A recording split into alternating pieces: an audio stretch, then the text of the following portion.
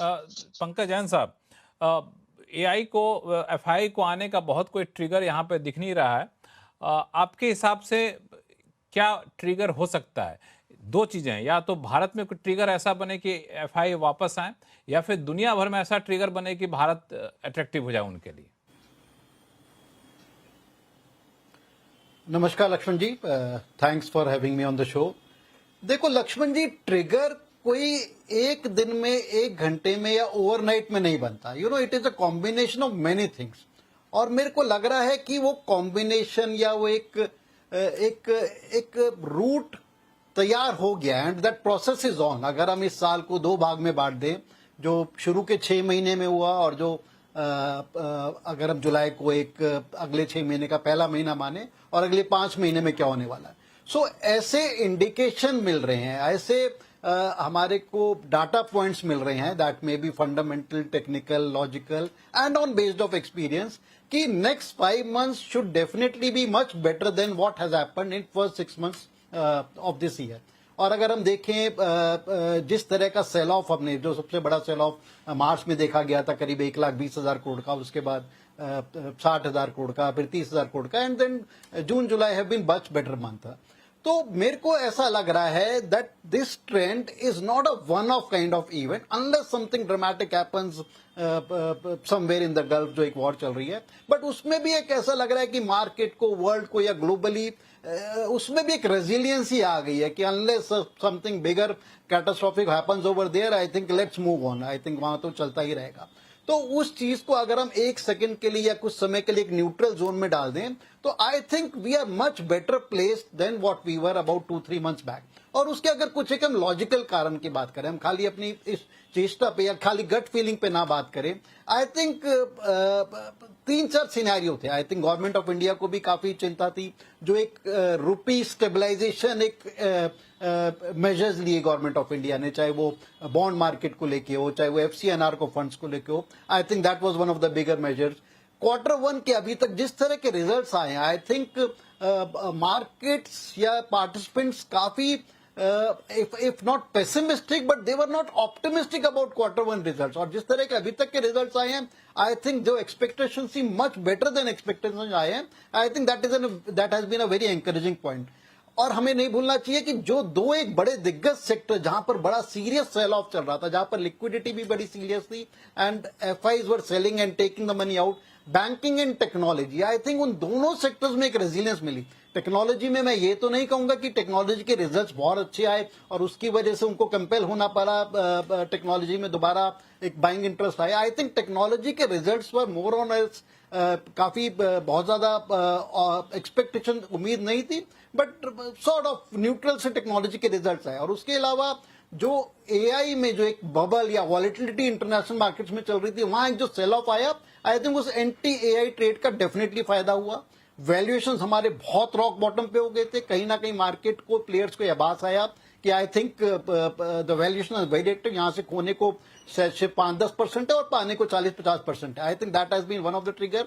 उसके अलावा अगर आप टेक्नोलॉजी स्टॉक्स के मैनेजमेंट की कमेंट्री अगर आप सुने, तो I think most of the management they were pretty confident, if not upbeat, they were pretty confident कि AI will not kill us. ऐसा नहीं है। I think we will move on with the AI. We have been taking measures to take AI along with us, and we would be much better placed in next 2 or 3 quarters. तो I think market ने कहीं ना कहीं उस बात को माना, latch on किया। और हमें नहीं भूलना चाहिए, जिस तरह की वॉलेटिलिटी, जिस तरह की वैल्यूएशंस एआई ट्रेड्स में से something like Korea, something like Taiwan या यूएस में पहुंच गई थी, फॉरेन प्लेयर्स को भी ये आभास आया कि we have to take out some money from there. जिस तरह के हमने मूव देख रहे हैं 10-10, 15-15% के, जिस तरह की एबनॉर्मल कोरिया की मार्केट का, मैं I was just trying to see a riskometer kind of thing, जैसे हमारे म्यूचुअल फंड्स की स्कीम्स में होता है रिस्कोमीटर।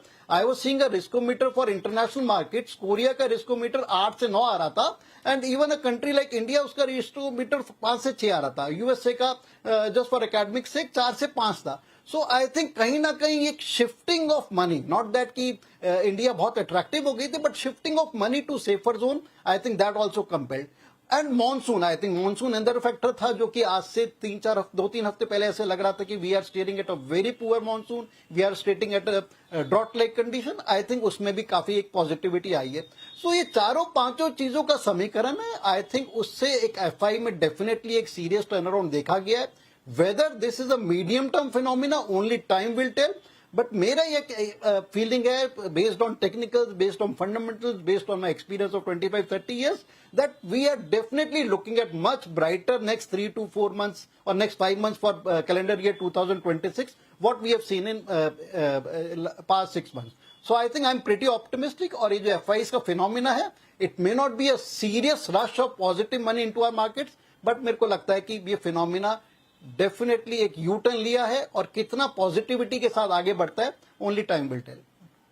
वो समय बताएगा कितना पॉजिटिविटी के साथ आगे बढ़ता है। लेकिन आपने जो उम्मीद जताई है, उम्मीद करता हूँ कि उम्मीद शायद साकार होता हुआ दिखे। लेकिन हर कोई जब एफआईज की बात कर रहे थे तो आईटी पे आए कि आईटी एक बड़ा फैक्टर था एफआईज के मूड को बदलने के लिए, भले ही अस्थायी हो अस्थायी हो। आईटी को लेकर क्या राय आप लोग रखते हैं? अनु सर, आपसे शुरुआत करूं, क्योंकि आईटी में हमने देखा कि आईटी इंडेक्स बॉटम से ठीक ठाक ऊपर जा चुका है। आईटी कंपनियों को देख कर ऐसा लगता है कि वो अब बॉटम बना चुकी हैं।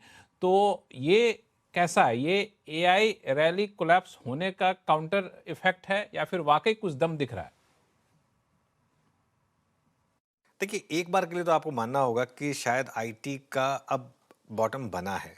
लेकिन अभी ये जो रैली आई है, अभी तक ये रैली एक होप रैली रही है। हालांकि इस बार की रैली में एक अच्छी चीज़ ये रही कि कंपनियों ने काफ़ी अच्छे पॉजिटिव बोल्ड कदम उठाए। एचसीएल टेक ने सर्वम में इन्वेस्ट किया, कोफोज ने 2-3 बड़े एक्विजिशन किए, पर्सिस्टेंट ने बड़ा एक्विजिशन किया, भले ही शुरुआत में मार्केट को पसंद नहीं आया था। टीसीएस ने काफ़ी पॉजिटिव चीज़ें कही, इन्फोसिस ने एक नए सीईओ का अनाउंसमेंट किया।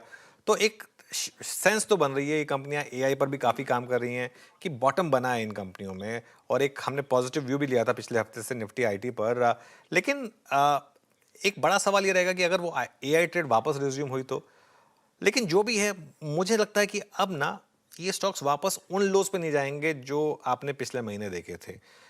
तेजी कितनी हो चुकी है, कितनी आगे बाकी है, इस पर थोड़ा अभी भी सवालिया निशान है। लेकिन मेरा ये मानना है कि इंडिविजुअल स्टॉक्स में आईटी में अभी भी शानदार मौके हैं, और आई थिंक अपसाइड पर आपको काफी मौके मिलेंगे। सुनील जी, एआई ट्रेड वापस से अगर रिज्यूम हो गया तो हमारे आईटी इंडस्ट्री सस्टेन करेगी कि फिर वापस से गिरना शुरू कर देगी? नहीं, मेरा ये है कि ये इतना एआई ट्रेड से संबंधित नहीं है।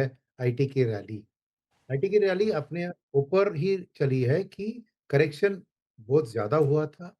और याद है आपको, एक बहुत बड़ा गुगनहाइम करके एक अमेरिका में सेक्टर एनालिस्ट है, उन्होंने कहा कि ये जो current discounted cash flow models है, वो अस्यूम कर रही है कि 5 साल के बाद आईटी बिज़नेस कंप्लीटली खत्म हो जाएगी और टर्मिनल वैल्यू को क्लोज टू ज़ीरो ले गया। तो ओवर रिएक्शन, ओवर करेक्शन सा तभी से शुरू हुआ। एक्सेंचर ऐसे यूएस बेस्ड सॉफ्टवेयर कंपनीज की राइज कि मॉडल ने ओवर करेक्ट किया, अभी वो रिवर्स कर रहा है उस ओवर करेक्शन को। नंबर 1। नंबर 2, जैसे मैंने कहा, जेफरीज ने भी अभी उसको न्यूट्रल में लाया है, बट ग्रोथ में नहीं लाया है।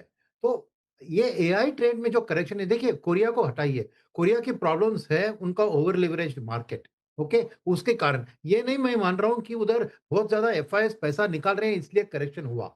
वो अपने बल पर ही जो मार्जिन ट्रेडिंग का भयंकर विदाउट एनी कंट्रोल्स ले गए थे, उसका भी असर पड़ रहा है वहां पर। Okay, definitely. और वो चाइनीज कंपनी जिसने मतलब नाम मुझे याद नहीं, एक आईपीओ भी आई थी उसकी, जो एक competitor for the AI world है।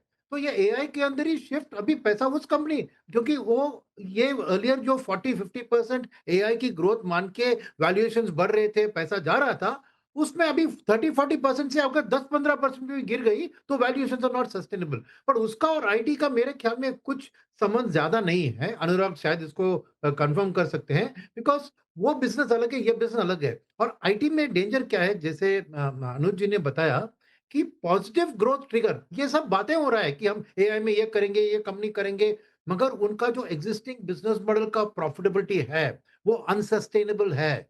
क्योंकि अल्टीमेटली एआई कंसल्टिंग में क्या उतना पैसा बनेगा, किसी ने अभी तक वो मॉडल को टेस्ट नहीं किया है जो यहाँ पर एआई कंसल्टिंग में जा रहे हैं। सेकंड बात है, वैल्यूएशन अभी भी 17-18 पे है। उनकी अर्निंग्स क्या होती है, सब देखिए गाइडेंस 3 से 4% अर्निंग्स की गाइडेंस दे रहे हैं, और कांस्टेंट करेंसी में दे तो 2-3%, रुपी डिप्रिसिएशन 3% मार्जिन, तो 5 to 6% प्रॉफिट ग्रोथ पे 17 पी कैसे जस्टिफाई होगा? तो जस्टिफाई होगा किसके लिए? एक वैल्यू इन्वेस्टर, एक इनकम सीकिंग इन्वेस्टर जैसे पेंशन फंड है, उनके लिए इनकी डिविडेंड यील्ड अच्छी है, तो वो एक पॉकेट ऑफ लिक्विडिटी इनके लिए आ चुकी है from a long term pension seeking fund जो पैसा निवेश कर रहे हैं। तो इनका एक बॉटम शायद नियर टू बॉटम बन गया है। अभी भी मैं बॉटम नहीं कहूँगा क्योंकि अगला जो एआई कंपनी एक बेसिक आईटी बिज़नेस को अगर खाने की एक अनाउंसमेंट करती है कि मैंने नया कुछ एआई डिस्कवर किया जिससे इनकी बिजनेस को और भी वाट लग सकती है, तो वापस एक करेक्शन भी आ सकता है। तो AI is a competitor to IT.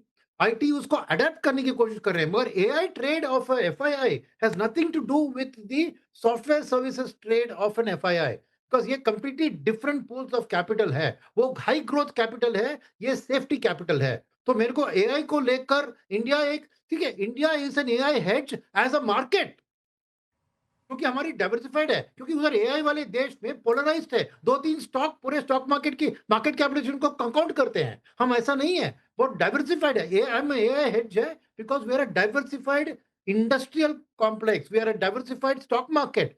मगर IT services as a contra to AI मैं नहीं मानता हूं कि वो इतना डायरेक्टली कोरिलेटेबल है।